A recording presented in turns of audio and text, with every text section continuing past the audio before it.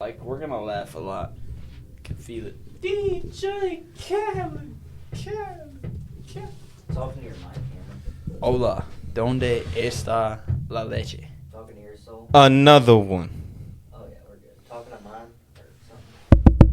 Oh yeah, we're good. DJ Khaled. ¿Dónde está la leche? We're on. How was the milk? What is that? Where's the milk? Where? Donde means where. Where's the milk? I used to walk around this one building that we were stuck at for like 10 years, and I would just say to the Mexicans, ¿Dónde? Where? And they'd just be like, what? I'd just be like, ¿Dónde? Donde? All right. Is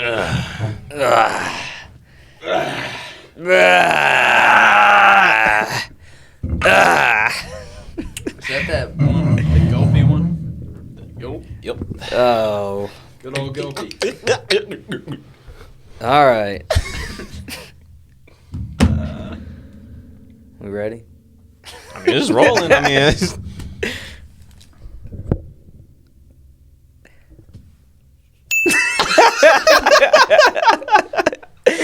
Oh, welcome back to another episode of the Bible Unscripted. It's been a little bit because we went on a mission trip and then we got stuck in France and couldn't get home and had a whole bunch of craziness happen. So he was just sitting at home doing nada. He could have recorded I a went to the beach. I went to the beach. I was hanging out. Halfway across the country.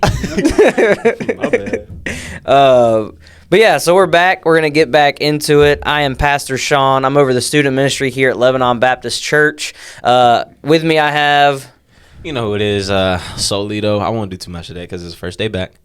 But Solito, you know. Thank you. I just wanted to stop and appreciate that. I don't think he's ever willingly... I'm Cameron.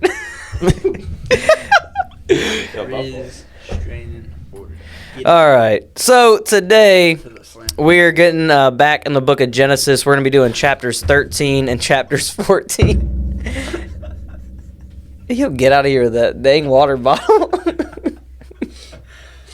It's better than your bottle. Every time. Hey, my bottle's been through it. He bashes people's head open. Wait, can I show y'all his bottle real quick? He bashes people's skulls open with this bottle. I mean, look at it. Come on. That bottle once fell off a trailer on the highway and survived. Look at this, bro. This man literally smashes people's skulls for a living, and he calls himself a youth pastor. I don't know if we gotta arrest him. We got to. If he ain't slapping you with the word of Christ, he slapped you with a Hydro flask. I'm saying.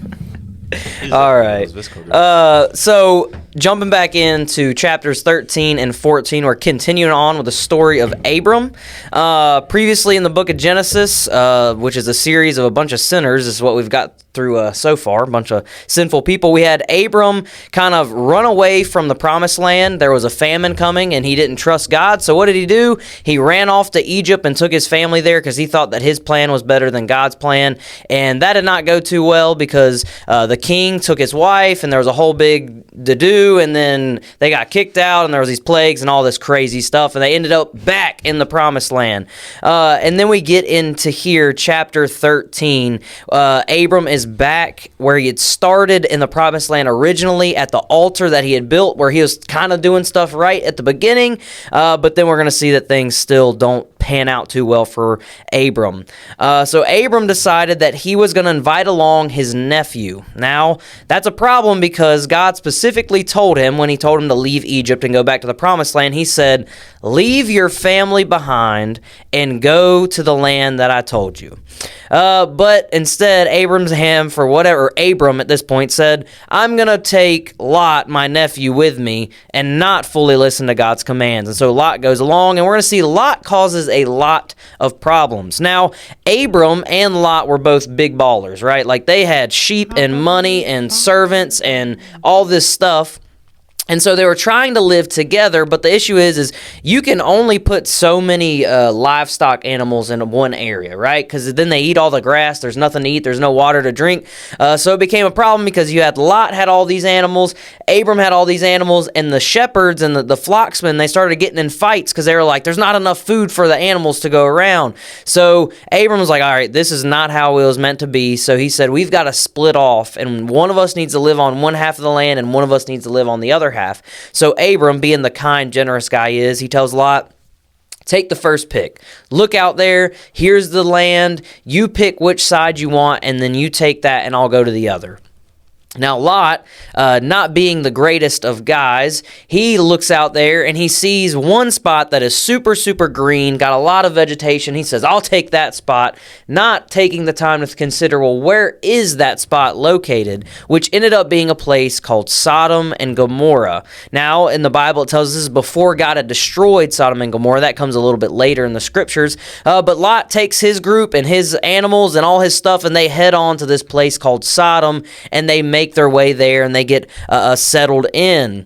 After Lot had left, God comes to Abraham and kind of reaffirms Abraham's promise and covenant as Abram goes to a different part of the land and reassures him that he will be there for him. Well, not long after Lot gets over there to Sodom, some kings rise up and take over Sodom and that land, because again, at this time, the promised land was full of a bunch of other nations or other people groups. And so they come in, they ransack Sodom, and they take Lot captive. And one of the people from Sodom escape, and they go to Abram for help, and they tell him, look, they've got your nephew, you got to help us out. And so Abram, which again, it shows how much money this dude had, he had an army, all right? Like, this isn't a king. Abram is just a dude, and he has his own army. So this man got some money. So he gets his own army together, and they take off over after these kings that have ransacked Sodom, and they finally kind of corner them in this place, and Abram, being a smart guy, says, you know what we'll do is we'll wait until night, and we'll split up into groups, and we'll attack them from all sides in the dark. And so they wait till night, they get settled down, they just rush them, and they take them all out and get everything back. Now, you would think that Lot would learn his lesson and be like, okay, well, I'm going to move back closer to Abram because he's obviously the one that God is, working with here. But no, Lot, the moment they get back, goes, all right, I'm going back to Sodom. I'm going to go back and settle back in there, which we're going to find out still does not go too good for Lot. But at this point, Abram moves on, and he kind of sets up his own family, his own altar, and those kind of things, putting his trust back into or with God. And one thing that's interesting at the end of chapter 14 is we see God give us an example of good friendships or relationships and not good friendships and relationships. So as Abram's journeying, he leaves Lot. Lot goes back to Sodom. He's journeying back to his section of the promised land. He meets this random dude named Melchizedek.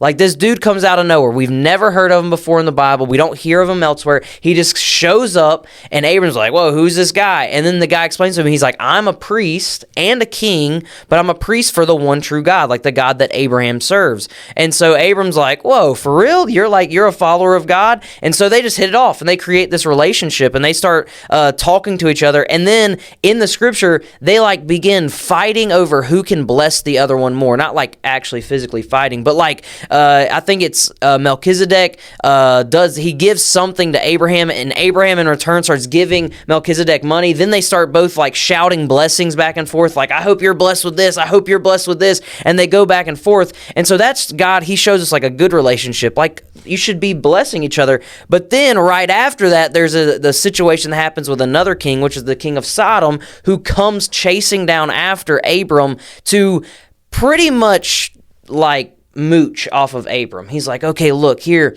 you can keep the livestock and stuff like that, but you've got to promise us that you'll give us protection and that kind of stuff. And Abram's like, whoa, I didn't protect you because I care a thing about you. He was like, I protected you because a lot. That's the reason I came and rescued my nephew. It had nothing to do with you, and I'm definitely not taking anything from you because you're an idol worshiper. You're a pagan. You don't even worship the one true God. I'm not going to do anything for you. And so God kind of presents to us a good relationship where you should be both believers and both seeking to bless each other, compared to a not so great relationship where really the other person was just trying to get something out of you. They didn't actually care about Abram. They just wanted to get something out of him. So let's talk about some application, or if you guys got anything about the story, what does this got to do with us today? Like, we're way, way, way into the future. What does Lot going to a green field and Abram going to another place and all this, so what does that got to do with us?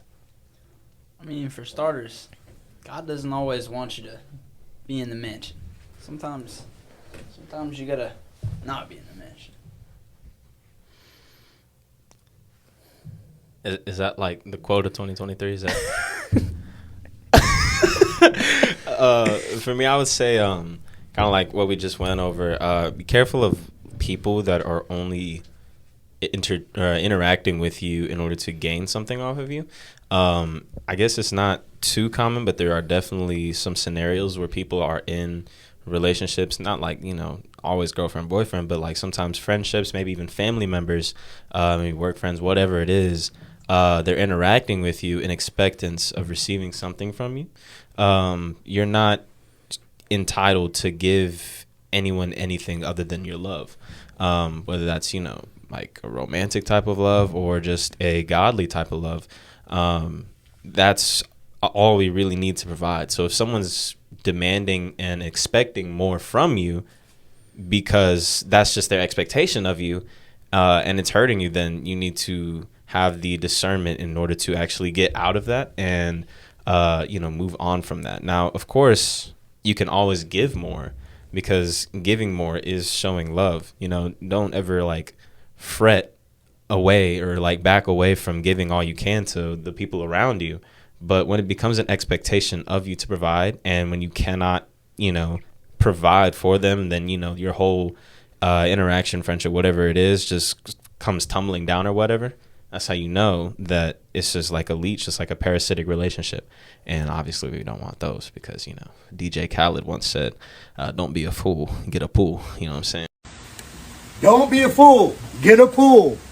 Working that hard and you ain't got a pool. Don't fall for the trap. See, they want you to work so hard and you don't even have a pool. So. Oh my goodness. Something that I like drew from big time was kind of the beginning in chapter 13 about obeying God's commands fully, right? Like, Abram was commanded to leave his family and go back to the land that God had told him to go to. Well, Abram listened, but he didn't fully listen, right? He didn't leave his family. He tried to bring his family with him. And what we're going to see over the next couple chapters is that causes a lot of problems. When we don't fully obey God's commands, they're there for a reason. Like, God doesn't just give us commands because he thinks it's fun to like mess with us. Like, he does it for a purpose.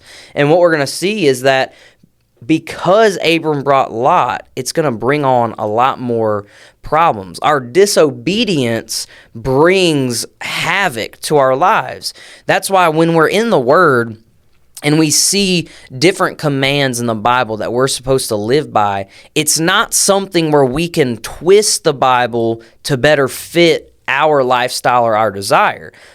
That's what Abram did here. Abram was told, leave your family, go back to where I told you to go. But he's trying to make it more comfortable for himself. Well, let me bring my nephew with me. Same thing for us, guys. If we, as we read through the Bible, as we grow in our faith and we understand different commands that we're supposed to do, we can't take those and twist them or bend them to make them fit what we like or we're comfortable with or how we want to go about life. Because what it does is, in the moment, it might be nice. I'm sure in the moment it was nice. It probably felt good for Abram as he and Lot entered into the land and they had all their servants and livestock and wealth and all this stuff. It probably felt like, man, this is awesome. But then you very quickly saw it start to fall fall apart, where the herdsmen started fighting each other because of stuff. That's not how it was intended to be in the promised land. So again, if we're not fully following God's commands, it might be nice in the moment, but long term it's going to cause problems. It's going to lead to issues. God's commands weren't given to us by him to be tweaked. They were given to us from him to be fully followed by what he said and what he laid out. And so we have to be mindful of that always. Yeah. I was, while we were over in Hungary, I wanted to like kind of keep the similar mindset of that, being fully obedient to the command of God while we were over there. Because when you're like, obviously when you're traveling overseas, it can be easy to kind of just get caught up at like where you're at, you know, because like it was cool, you know, we were in Europe, you know, it was very cool. However, sometimes, you know, like I had to look around and realize that I was there for a reason. And we were there to be obedient to God. Now, yes, it's not a bad thing to appreciate the blessing of being able to go places and do the things that you're doing, you know, and it's okay to like kind of just take in the moment. However, when you're so caught up in the blessings around you that you're actually dodging the obedience that God has put you or God has called you to, you know, like go through with or whatever, then you're just wasting the blessings that God has provided you with. And obviously we don't want to do that. So obedience is the biggest thing you have to keep in mind day to day. You're supposed to be obedient to his command and not just taking for granted his blessings that he's bestowed upon you, you know. So yeah, you know, drop bars, DJ Khaled, the best music. Another thing that there towards the end with Melchizedek, right? I got it right first try. Sounds like a rapper. That's what I'm saying.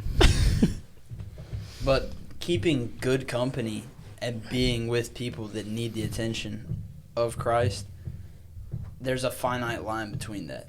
Like, there's being around people that are in need and that you can witness to, but that's not the same thing as being friends with those people, surrounding yourself with those people, because good company makes good intentions, bad company does not. So you can see the fruits, and not always that the fruits are going to be, well, here's 1,000 sheep and here's all this money. Those fruits are not always going to be there, but surrounding yourself with people that strengthen your faith and that you're able to strengthen their faith in, that's very important. Mm-hmm. Like, an example of that, especially in today, is, you know, say I don't listen to worship music as much as I should, or I'm listening to music that isn't worshiping God, that is not glorifying his name, but somebody else is, and they're telling me, it's like, you should probably try not to listen to that type of music as much, you know. We're supposed to live our lives glorifying God solely. That is what we are called to do. So, you know, that's been brought to my attention by this person. They meant nothing but love out of that. They didn't expect anything from that. That's a beautiful friendship to have, and that's what we as Christians are called to do. Yeah, that reminds me, it really like kind of points back to Matthew 28 when it says, you know, make all disciples, or make disciples of all nations or whatnot. Being able to show the love of Christ to not just, you know, your immediate friends or family or whatnot, but to anyone who comes across, you know, no matter how interesting they may seem as a person, you know, like there's some interesting people out there, and it's not always easy to, you know, try and get along with these people, because, you know, everyone's different. You know, our personalities are not always going to intertwine and, you know, be compatible. However, it's very important that you always take a standpoint of love interacting with anybody that you come across on a day-to-day basis. I was scrolling on Instagram the other day. You know, I was just chilling, and I came across one of my like old high school friends' story, and they were like kind of like cussing people, or not really cussing people out, but they were like talking bad about people on the internet or whatever. So, you know, I DM'd them. I was like, you know, just be aware, you know, that's not really like something a Christian should do, because, you know, they've been posting things about God or whatnot. So as, you know, making a disciple, you want to help guide another disciple, right? And, you know, it was just like this whole conversation about like, you're not supposed to judge as a Christian, blah, blah, blah. You can't judge me or whatever. You know, I'm not supposed to be perfect, but blah, blah, blah. But it goes back into the whole thing of what Jesus commanded is making disciples. And we're not going to be perfect as people. However, by showing the love of God to everyone we come across, instead of coming from a place of condemnation, but doing exactly what Jesus did. And instead of showing condemnation, showing love to people, we can actually carry out the command and making disciples. So not calling people out, but addressing people on the things that they're doing. You know, if they're listening to a bunch of like NBA YoungBoy in their car, you know, you're like riding with them and you're listening to like bad music or whatever, you know, address it, you know, tell them that especially if they're claiming to be a follower of God, especially telling them that what they're doing is not in the path of what God has tried to lay out for not just them specifically, but all Christians alike. And if it comes up into a dispute, it comes up into dispute. But, you know, that is our job as Christians. Part of our job as Christians is to correct, guide, and love not just our immediate friends, but everyone we come across. You know, so yeah. I also think too is like we should be joyful when we meet other believers, right? Like Abram was joyful to meet Melchizedek. He's like, this is awesome, like another follower of God. Listen to too. Yeah. And then, you know, they went through that whole thing of blessing each other. That's how we should interact with other believers. It should be an exciting thing, like, oh, you're a believer, I'm a believer. Like, this is amazing, because ultimately, you know, if both people are truly believers, like, you will spend eternity together, like as the body of Christ in heaven. And so that's exciting. You know, and like I think about, and I don't want to bring Hungary up constantly, but I think about when we first got to Hungary and we went to Janos's church, like, all the people just instantly were nice to us. Mm-hmm. And I think part of that was because, like, they were joyful to see believers from across the world. Like, these are people that believe in the same God I do, and we've never met them, and they're in a whole different country. But it was just, like, instant connection and friendships there. And I think that's how we should be as believers. When we meet other believers, we should be joyed. Just, oh, this is amazing, you know, and excitement from that. So y'all have anything else about chapters 13 and 14 from the book of Genesis?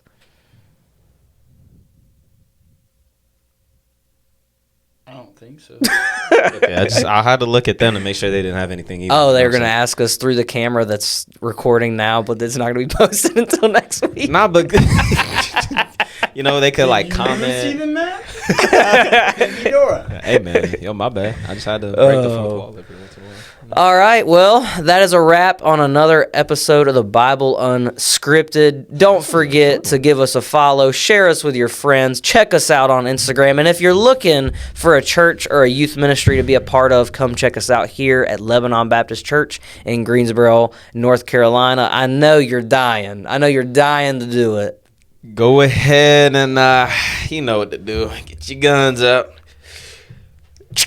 Boom on that like button every time you see another video on YouTube, Spotify, Instagram, TikTok, whatever it may be. Make sure you boom on that like button, boom on that share button. Make sure you share to like 3 people. I don't know, if you ain't got no friends that ain't on me, that's a you thing. But hey, take it easy now. DJ Khaled, be the best music. You got anything, Cameron? Goodbye.